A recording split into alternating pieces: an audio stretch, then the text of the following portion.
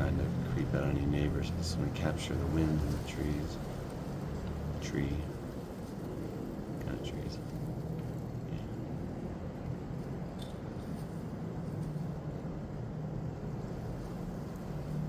That's directed by J.J. Abrams. This is all staring into the sun.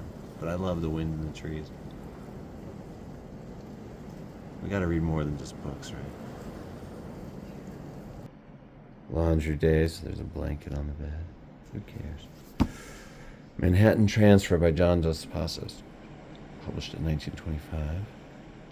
Sinclair Lewis described it as a novel of the very first importance, a book which the idle reader can devour, yet which the literary analyst must take as possibly inaugurating at long last the vast and blazing dawn we have awaited. Dang.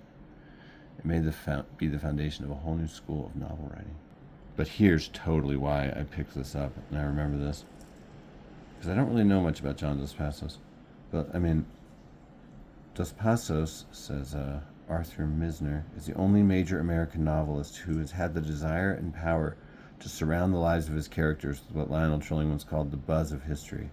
Like, that's what I want to do in my work. I'm always like, I want this to be contextualized in time and place. That's why I think of the word mega context sometimes when I write. Like, just, it's really interesting to just provide those larger scopes, Wide shots are good for drama and comedy. That's about right. And I will read this, and there's another Dos Passos book in the paperback case, which I'm still going through. Though I have misplaced Nostromo. I was about halfway through that book, and now I can't find it. I'm still reading other paperbacks. I will return to that project. I've never left it, really. It takes a long time to read things. So you're going to get a video for that every couple of weeks, probably. Like, you're a slow reader. Honestly, I don't believe some of the numbers I hear from people. And then I'm like, well, your lives just must be so much better managed than mine. I'll aspire to that. Maybe start waking up early or something. But I just write way more than I read. And I lie on the floor in a depressed heap more than I do any of that stuff. No, that's not true. This is another from my Acquire Everything by F. Scott Fitzgerald project. I think I could probably do part of a case or shelf for him. Put all his stuff together. He really has a wonderful prose style, and this is a beautiful copy of these stories, the Basil and Josephine stories. It's what sci-fi novelists call a fix-it novel. Bunch of short stories put together. That's cool. I'm worried people are going to say the book I've been working on is that because it contains essays that have been published individually. But I'm like, almost from the very beginning, this has been a project that I was writing for. Because I've been writing all these chapters that have a different form, and the form is dictated by the content of whatever I'm writing about. Eventually covering all the parts of my life. Volume 1 through age 25 and the birth of my first kid. Volume 2, everything after that. Volume 1, traveling all over. Volume 2, just in Albuquerque. F. Scott Fitzgerald and I share a birthday, September 24th. So he's the coolest person I share a birthday with, I think. Happy to be in his club. But I understand his, writing through being besieged by life. But back in his day, you could, make a living just, writing the occasional short story, if you could get it together. And, living off of a magazine salary. That Wes Anderson movie, what's that called? The French Dispatch shows that reality, that old-timey reality. Oh, you wrote a short story? Okay, that'll do for 6 months. Oh, that sounds so nice. Now it's very different. This is a very pretty book. Check this out. To Cheryl from Aunt Gail, Christmas 1980. I was 1 year old. Wonder what they're up to. Don't know who they are. Oh, look, here's everything Fitzgerald wrote. His prose style is beautiful. He just led an undisciplined life, and so he wasn't able to focus on his writing in the way he should have. The Vegetable, that's the play he wrote before he wrote Gatsby that made him have this leaner style. He brought that to Gatsby, probably along with the dramatic sensibility that every scene leads to the next and moves the story forward. Good streamlined thinking. I spent too much money today on books. I really should prioritize bills and rent at the end of the month. I just happened to be eating breakfast near this bookstore, Page One in Albuquerque. And, when I was walking out to my car, I was like, oh, Page One's right there. I could get some paperbacks for my library. And I did. I got these. I'm still trying to complete the paperback collection with a more eclectic lineup. I'm going to keep filling it up because remember, I took all the Shakespeare and Woodhouse out. If you watch these videos, which is crazy. I saw one comment, somebody listens to these videos while they jog. And I'm like, that's so amazing that that's happening somewhere in the world. Just me going on about something I'm into. But YouTube's kind of cool. I've really felt like a community of connectedness these last couple days because I've just been watching all the David Lynch RIP videos and all the tributes that have gone out to this artist I love. And people seem just as emotional as I feel. And so I'm like, that's great. That guy really created something or really accessed something. So here's what I got today. I don't want to focus on this, but I got some really cool stuff. I got some things that are trying to correct imbalances on this shelf and things that I've wanted to read. That's a recent one from school. That's how my little daughter will always used to say it, school. Have to go to school. But I noticed and I've made official a more interesting symmetry in this. There are two cases of books that have more than one title by an author. So at the top, it's all one author per book, and the second one is more than one. Then the third one is just one, and the fourth one is more than one, and the bottom one is just one. And so that's really cool. When this thing is completed and filled and I read it over the next, I think 2 or 3 years, honestly, because I'm discovering it only holds just a little over 200 books, I think. So I think I can do that in maybe 3 years. This is the overarching goal of this channel. I know all my videos lately have been of shelves, but I want to read this whole paperback case. This is why I started a YouTube channel. I was just looking at this case and I was like, I need an excuse to read all these. I want to read the whole case. And now I get to talk books with everybody.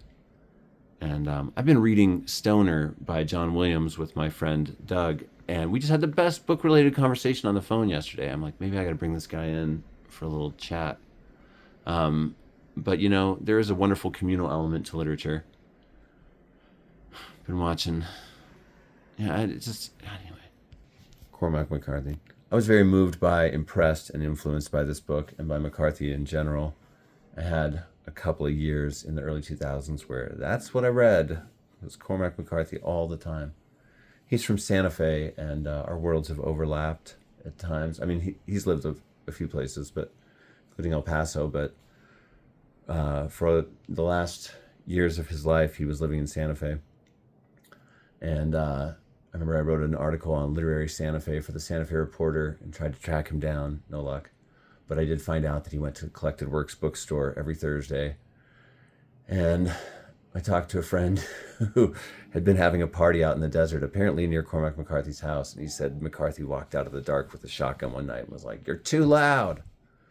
This is my property right over there." So, not too cool. But Blood Meridian is like a brilliant book. It's often compared to Moby Dick. It's dark and it's very historically based. I read the accounts of the Glanton gang that this is based on, and it's amazing how much of that comes from that. It's like when you hear what Daft Punk was sampling for the first time for some of their masterpieces, and it's like, oh, a lot of this was already there. But the Glanton gang is super, just violent. I kind of don't want this book to become a movie. Usually I want things to be adapted, but the movie version of this is going to be loved by all the wrong people. It's because it's basically just massacring Native American people and Native Mexican people. It's horrible. I mean, what it's describing, it describes a reality. What is interesting about this book to me is that it's an apocalyptic novel set in the 1850s. Like, how can you set the apocalypse in a time that's already happened, But there are so many incredible lines in here. I've only read this book once, and I still think of passages from it. There's this part where a copper cannonball goes rolling away through tall grass, and it's like a runaway sun. I remember that. That was so beautiful. There's so many interesting things and so many compelling, smart narrative choices. This is a book that shows what putting a lot of time into a work can do. Just caring about it from every aspect. It's a masterpiece because, it's a masterpiece in the old school sense of a writer showing off what they can do. Here's the range of my talent. It's in here. It's felt. I mean, it's a messed up freaking story. It's people going south of the border in a big, ugly, violent band, walking among other atrocities to go collect Apache scalps. And even if they're not Apache scalps, but we can just kill this whole village and say it is. It's horrible. And they're not even American. They're going south of the border. They don't care. They just want the money. And it's completely amoral heroes.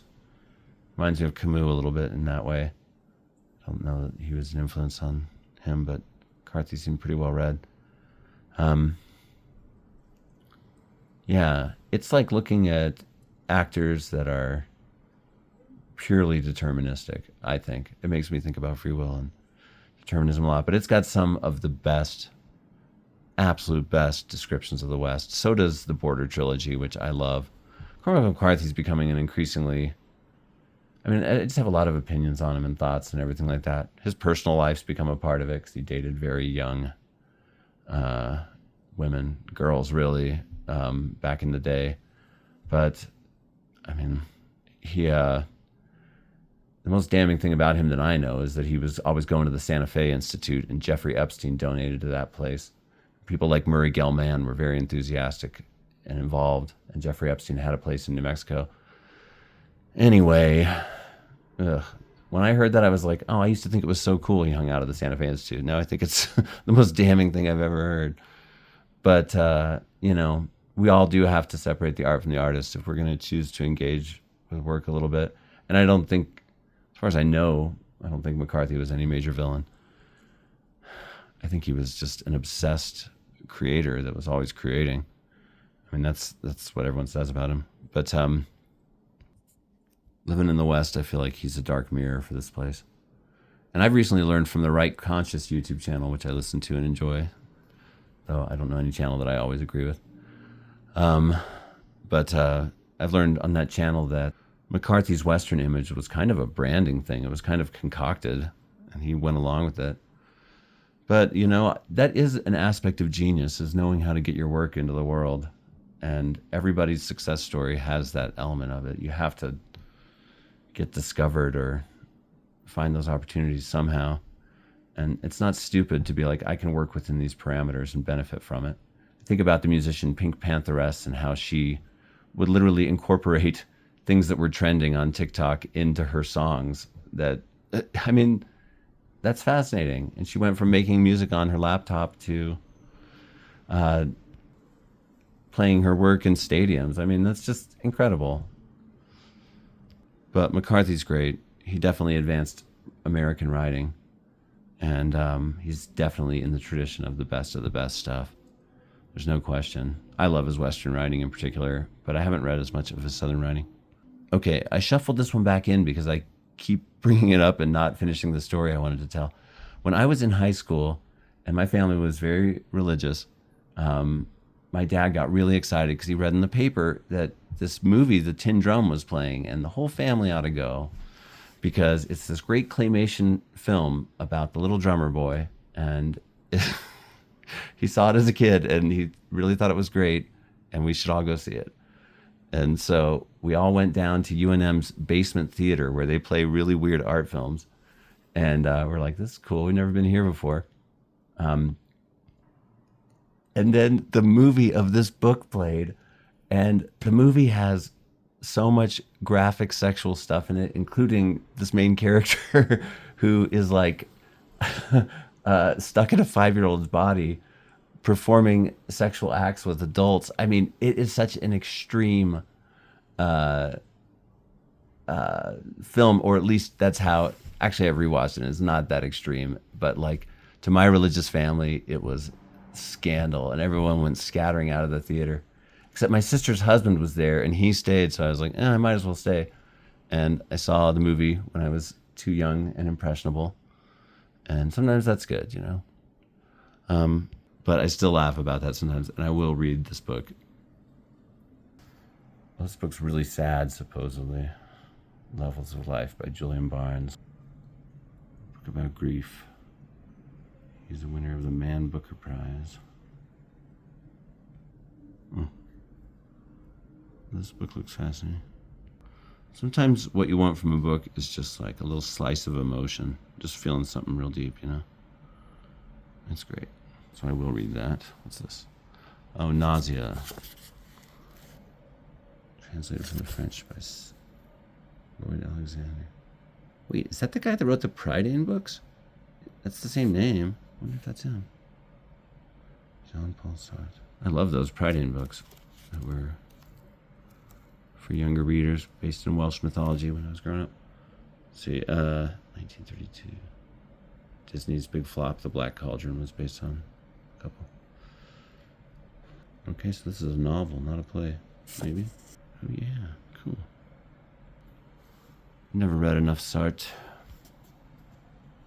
Though I took an existential philosophy class with Ian Thompson, world-renowned Heidegger scholar who brought up Sartre a lot, and so I kind of learned the basics. And I've read like general surveys of philosophy and things, so I have an idea of his deal.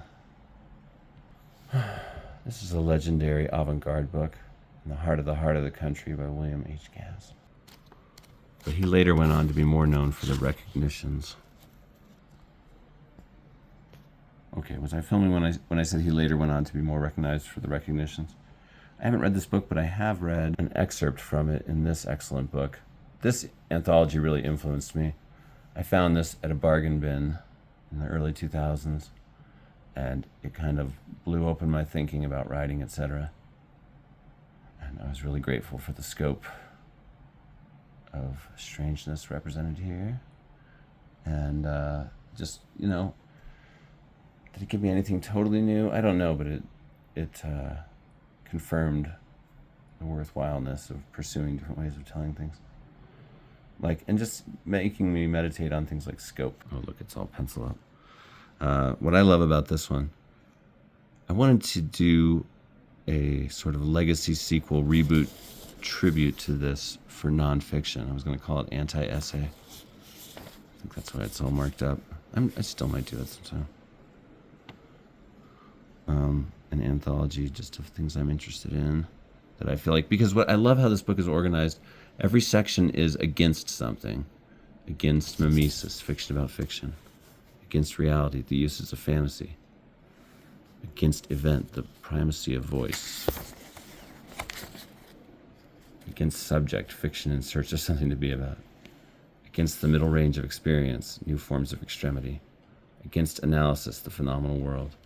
Against meaning, forms of the absurd. Against scale, the minimal story. So I sometimes think in this mode, like, I was like, I should do a collaboration that would be against ego. You know? And I tried to do a collaboration. I have a comic book chapter of my book, and I tried to work with all these different artists. And everyone kind of had to flake on me for different reasons. Mainly that I couldn't pay them up front. Haha. But you got to believe in the vision, man. So I just illustrated it myself with clip art and my own photos, and used comic book conventions like speech bubbles. And I think it turned out pretty cool. It's like a zine type of maximum rock and roll type aesthetic. Not at all what I was going for. I really wanted a chapter of my book, because my book has all these different forms, that would say, hey, I'm really accessible, you know? You can read this without, because look, if you flip through it, one chapter is a comic book, and it's like illustrated in a friendly way.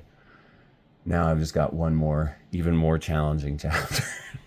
That one, because maximum rock and roll is great, but it's like, you know, it requires like focusing on that kind of stuff.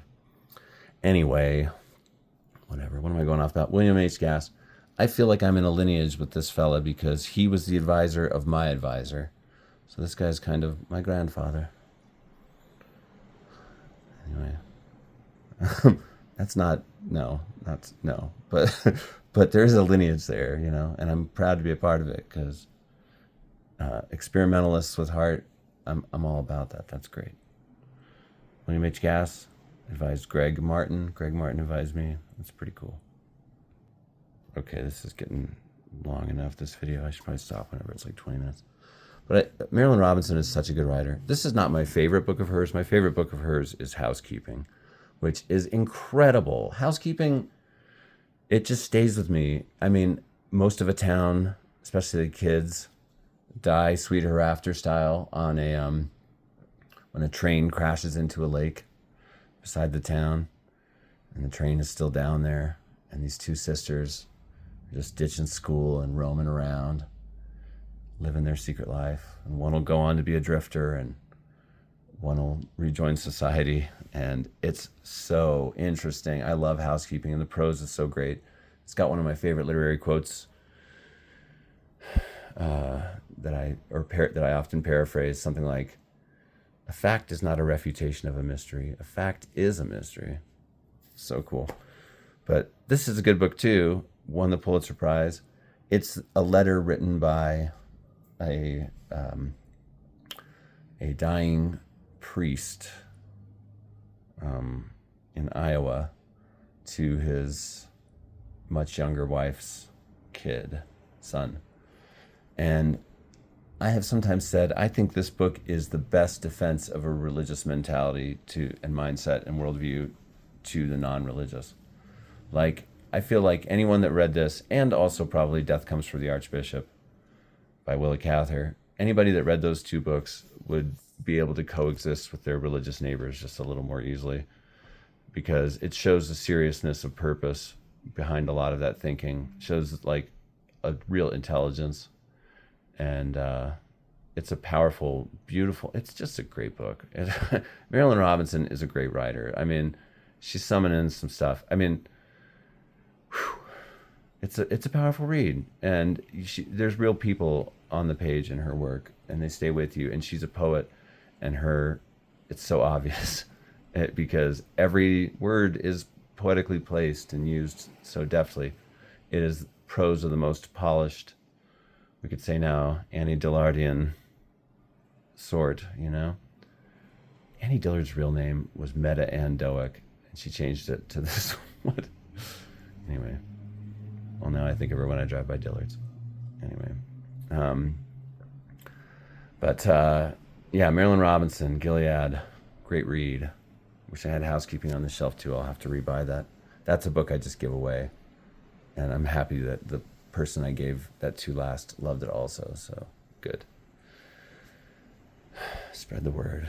Spread the word about Marilynne Robinson. Very good writer. Okay, 22 minutes. Should I stay or should I go now? I'll end on this note. A book to mock me. Every copy of Huckleberry Finn just mocks me. Why haven't you read me, Mike? Well, we've probably all got those titles, right? Okay. Take care, everybody. This is the video for today. One last shot. Tree in the wind. Tay in the wind. To quote Nell. You want to still talk about that?